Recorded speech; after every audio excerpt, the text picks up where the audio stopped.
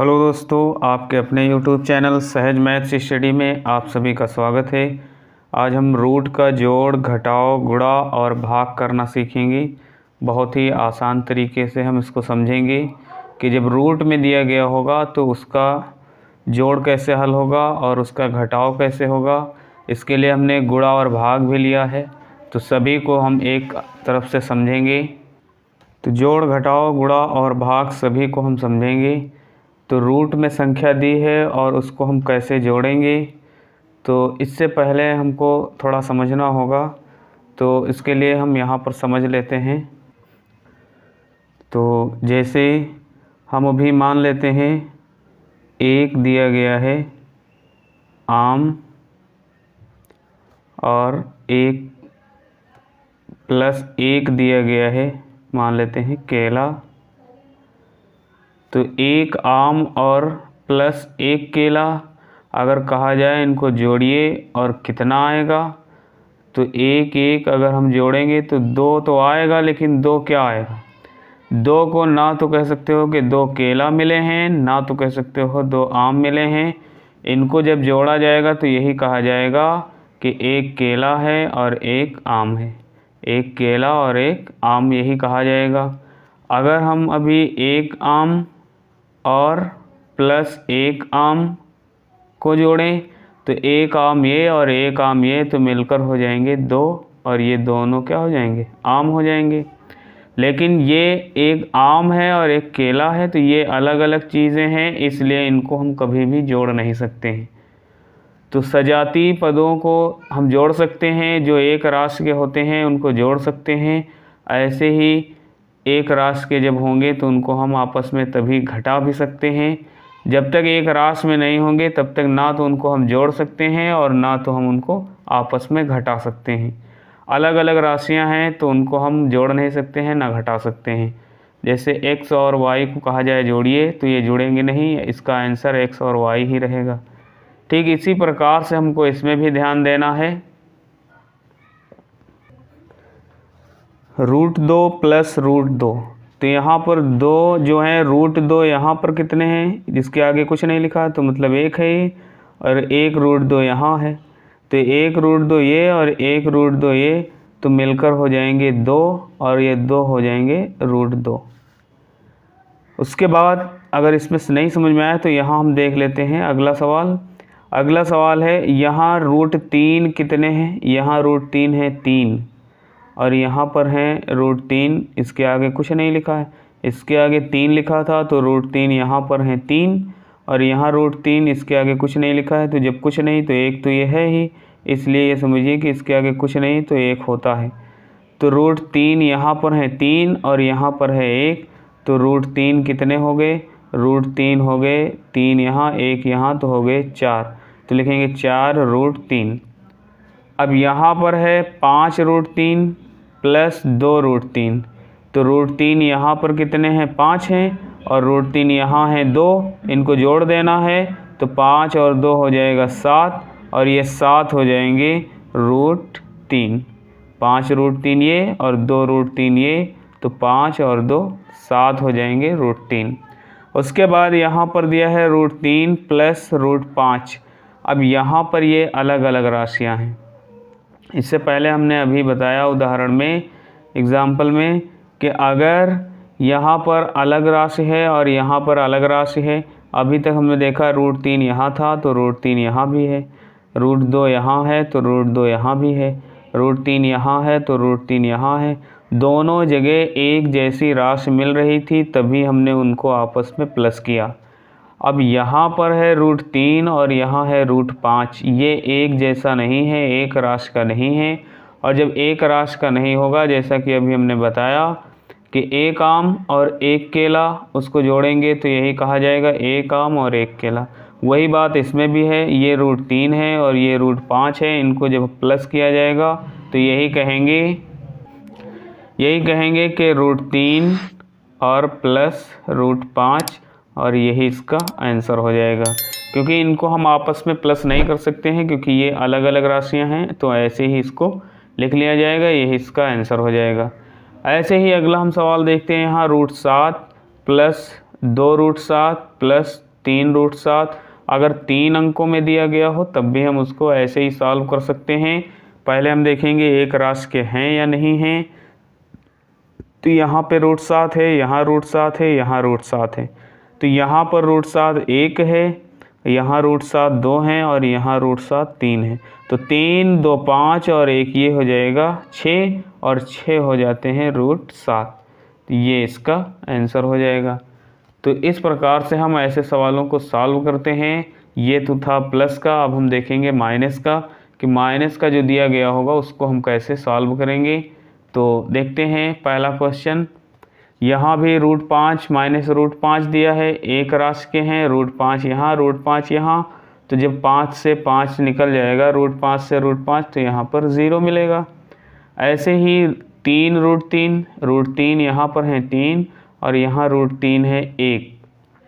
3√3 से जब 1√3 घट जाएगा, क्योंकि यहाँ 3 है यहाँ कुछ नहीं तो 1 है, तो 3 से जब 1 निकल जाएगा तो 2 बचेगा।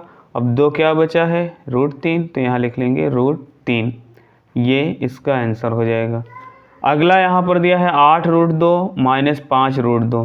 तो यहाँ √2 एक जैसा यहाँ पर राशियाँ हैं, तो ये √2 और ये √2 यहाँ पर हैं 8 और यहाँ पर हैं 5। तो 8 से 5 को घटाएंगे तो यहाँ पर मिलेंगे हमको 3। 8 से 5 गया तो 3 मिला और ये हैं क्या? √2, तो यहाँ लिख लेंगे √2। 8 से 5 गया तो √2, यहाँ पर बचेंगे 3 √2 बचेंगे। ये इसका आंसर हो जाएगा। ऐसे ही हम अगला देखते हैं √7 माइनस √2। अब अभी देखा कि एक राशि के जब होते हैं तभी हम उसको प्लस कर सकते हैं, तभी उसको हम माइनस कर सकते हैं। तो यहाँ √7 है, यहाँ √2 है, इसलिए इनको आपस में कभी हम नहीं जोड़ सकते हैं ना घटा सकते हैं। तो √7 माइनस √2 यही इसका आंसर हो जाएगा। और इसमें हम कुछ नहीं कर सकते क्योंकि ये अलग अलग राशियाँ हैं। अलग अलग राशियों को हम कभी नहीं जोड़ सकते हैं। जैसे अभी कहा जाए 2 पेन हैं और प्लस 3 पेंसिल हैं, ये 4 पेंसिल हैं और 3 पेन हैं। तो जब जोड़ेंगे 7 तो हो जाएंगे, लेकिन 7 क्या हो जाएंगे? 7 वस्तुएं हो जाएंगी। ये नहीं कह सकते हैं कि 7 पेंसिल हो गई, क्योंकि जब 3 पेन हैं, जब ये पेन है और ये पेंसिल हैं, तो ये अलग अलग ही रहेंगे। ये कभी नहीं कि ये पेन जो है पेंसिल बन जाए या पेंसिल पेन बन जाए, ये कभी नहीं हो सकता। इसलिए ये अलग अलग कहा जाएगा। 3 पेन हैं, 4 पेंसिल हैं।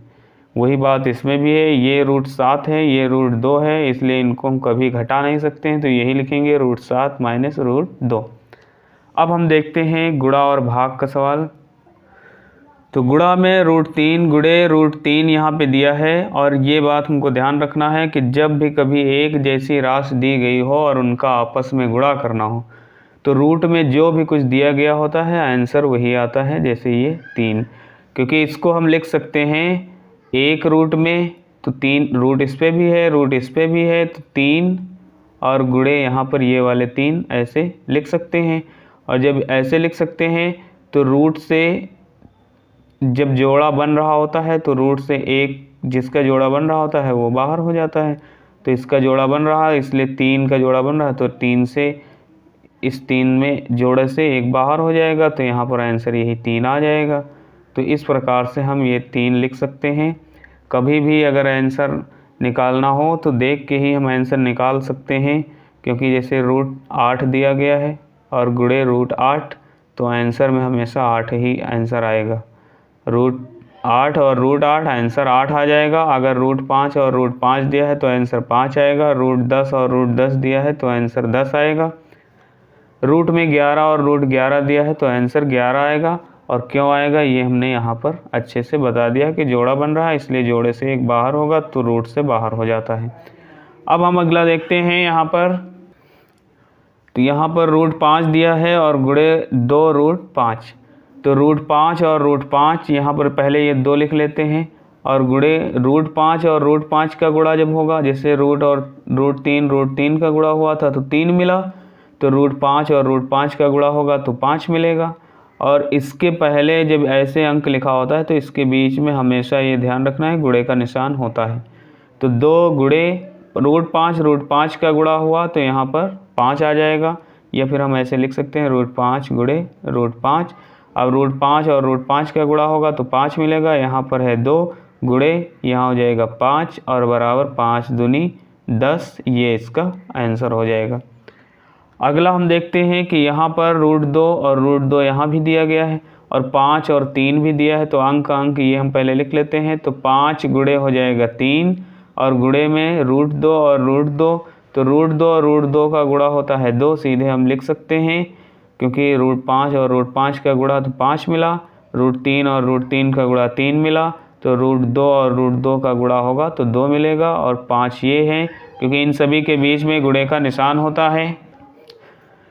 तो इन सभी का आपस में गुणा कर लेंगे, क्योंकि रूट 2 और रूट 2 का गुणा 2 मिला और 5 ये गुणे 3 ये है, तो 5 तियाँ 15 दूना हो जाएगा 30, 5 तियाँ 15 दूना 30, ये इसका आंसर हो जाएगा।